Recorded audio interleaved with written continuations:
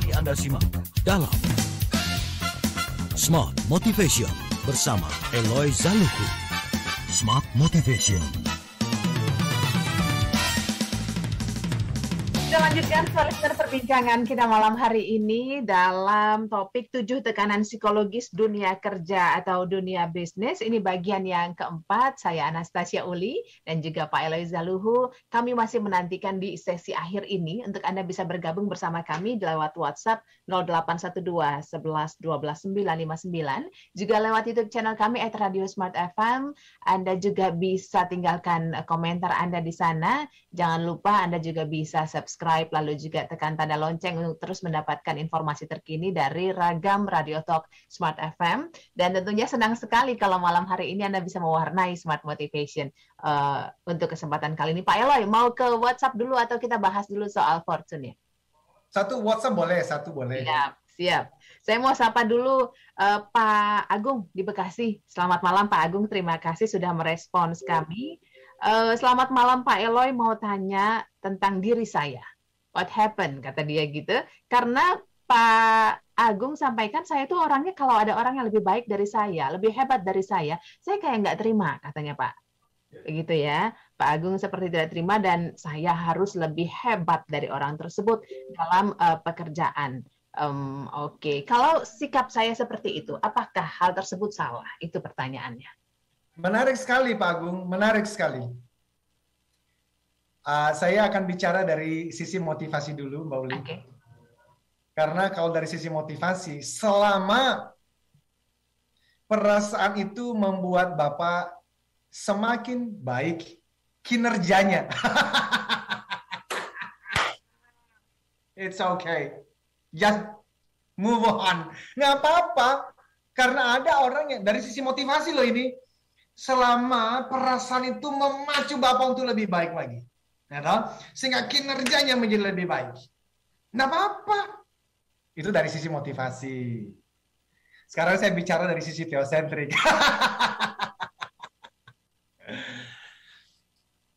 Sebenarnya ada yang mendorong Bapak. Kenapa seperti itu?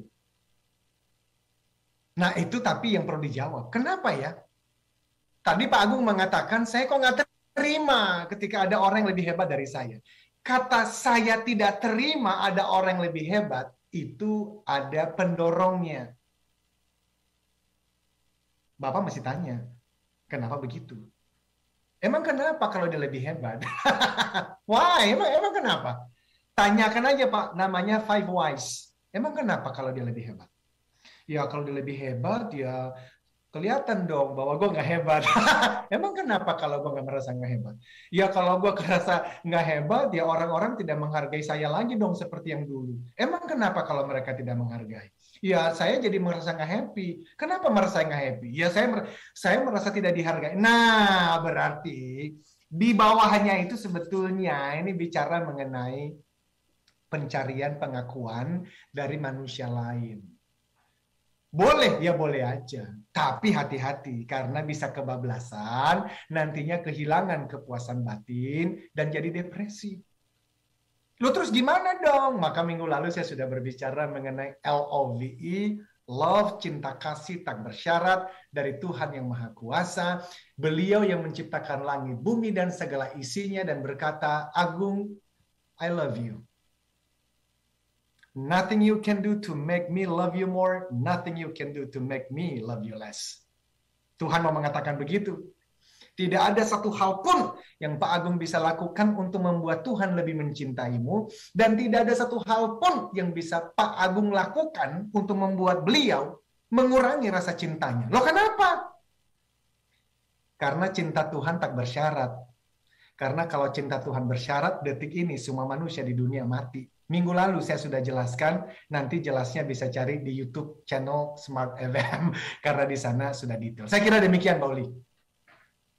Terima kasih Pak Eloy, terima kasih juga untuk Pak Agung yang sudah berkomentar dan menyampaikan pertanyaannya. Lagi-lagi kita sama-sama belajar, begitu ya Pak Eloy ya? Yes!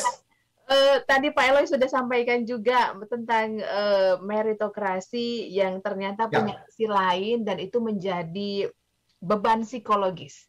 gitu ya, beban Absolutely. psikologis untuk kita yang menjalani begitu. Pak Eloy sempat sebut fortune tadi, silakan. Benar sekali. Jadi kembali saya quote dari Alain de Botton, modern philosopher, menjelaskan sebenarnya hidup tuh tidak selalu memiliki cara pandang meritokrasi tadi, Mbak Uli. Tidak selalu. Tidak sejak dulu begitu. Untuk sebagian besar sejarah manusia, itu kan kita bisa lihat dari bahasa yang digunakan ya. Misalnya di masa lalu, di Inggris itu orang miskin disebut unfortunate. Unfortunate artinya orang malang. Secara harfiah artinya seseorang yang tidak diberkati, tidak diberkahi, tidak memperoleh keberuntungan oleh dewa keberuntungan. Jadi kepercayaan ini pada awalnya berasal dari Romawi yang percaya kepada dewa keberuntungan. Sekarang ini di sebagian besar tempat yang berpikiran meritokrasi tadi, ada semacam keyakinan kolektif bahwa orang-orang yang tidak berada di puncak atau gagal dalam karir, keluarga, bisnis disebut loser atau pecundang.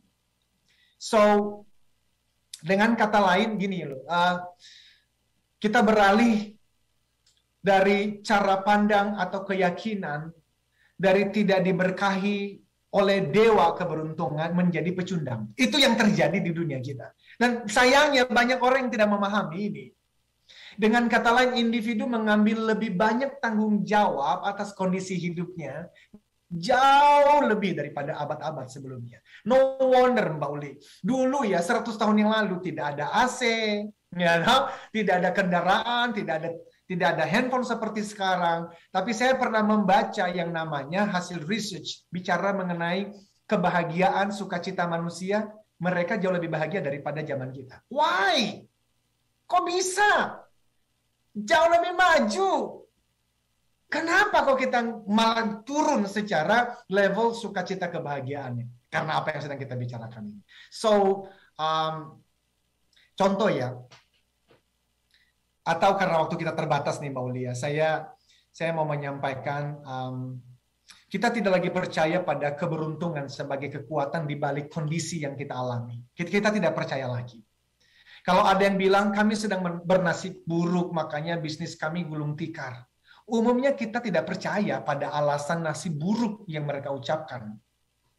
Karena ratusan tahun kita diajarkan untuk mengambil tanggung jawab 100% tadi atas kesuksesan maupun kegagalan kita. Dan terus dibombardir dengan nasib buruk itu enggak ada. Semua tergantung pikiranmu. Which is so good. Aku juga sekali lagi mengajarkannya. Tapi listen. Ketika kita menyingkirkan konsep keberuntungan dan kita mengajarkan orang-orang untuk mengambil tanggung jawab 100% atas semua hal yang mereka alami. Secara psikologis, hal itu sangat sulit untuk ditanggung. Ini merupakan tekanan yang sangat berat.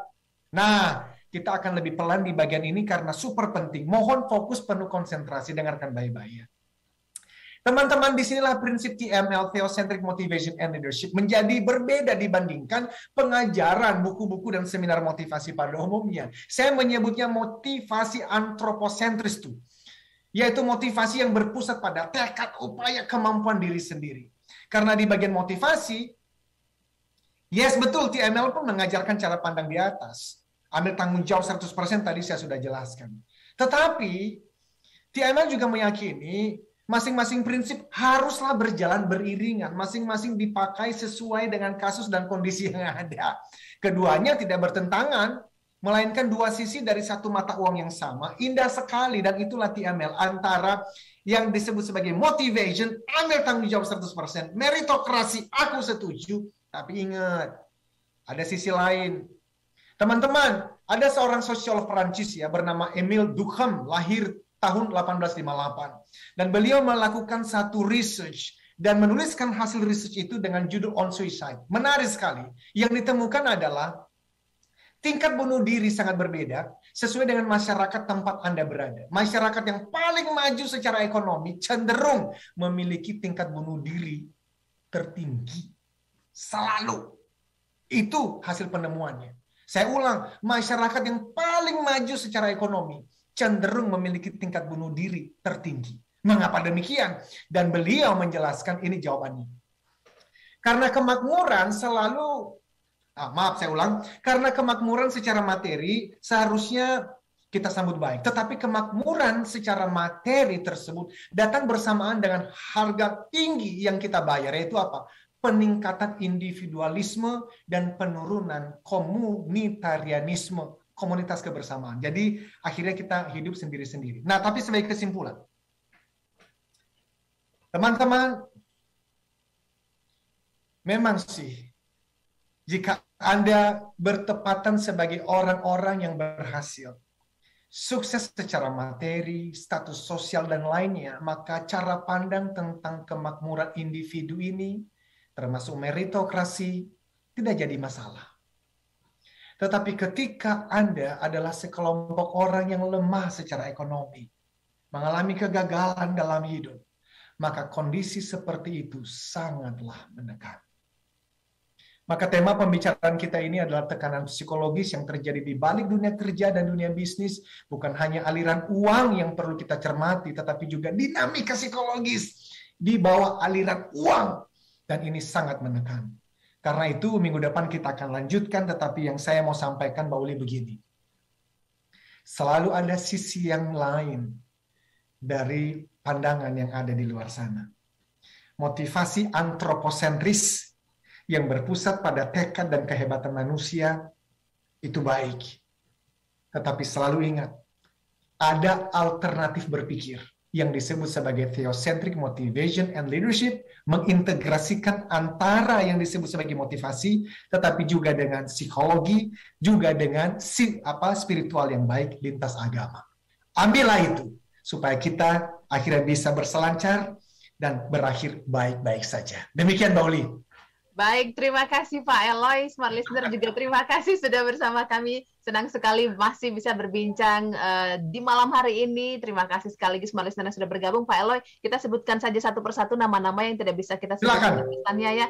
Pak Rudi Irwansah, terima kasih. Ibu Susan Novita, terima kasih. Jai di Jakarta, terima kasih sudah bergabung. Semoga penjelasan hari ini bisa menjawab pertanyaan yang hadir di WhatsApp. Dan minggu depan kita akan ketemu lagi untuk bisa berbincang mengenai poin-poin berikutnya. Pak Eloy, sampai minggu depan. Terima kasih untuk waktunya di hari ini. Kita ketemu minggu depan. Saya Anastasia Uli. Saya Eloy Zalukhu. Katakan, yes I can. Keep the smile. Be the connection.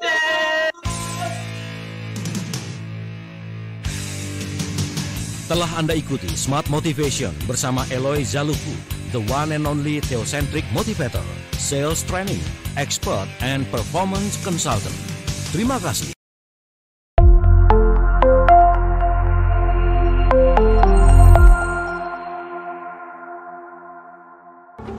Eloy Zalukhu, founder and master teacher of TML, Theocentric Motivation and Leadership, kembali memberikan kesempatan kepada 25 orang terpilih untuk menjadi Certified Theocentric Motivator batch kelima tahun 2022. Jadilah Theocentric Motivator and Professional Sales Trainer dengan konsep pelatihan yang menggabungkan pemahaman spiritual dengan ilmu motivasi dan strategi penjualan yang tepat. Dilatih secara langsung oleh Master Teacher Eloy Zalukhu, dapatkan sertifikasi dan legalitas untuk mengajarkan materi pelatihan Theocentric Motivation and Rave Sales Principles di seluruh Indonesia dengan peluang penghasilan hingga 25 juta rupiah per satu hari training, bahkan lebih. Pelatihan dilaksanakan secara virtual online pada hari Jumat dan Sabtu 16-17 September dan 23-24 September 2022. Dapatkan penawaran khusus yang terbatas hanya untuk batch 5 tahun 2022. Potongan hingga 80% dari investasi normal. Syarat dan ketentuan berlaku. Segera daftarkan diri Anda ke 0813 983 98127 atau 0818 0890 9199. Be the next certified Theocentric Motivator and Rave Sales Trainer.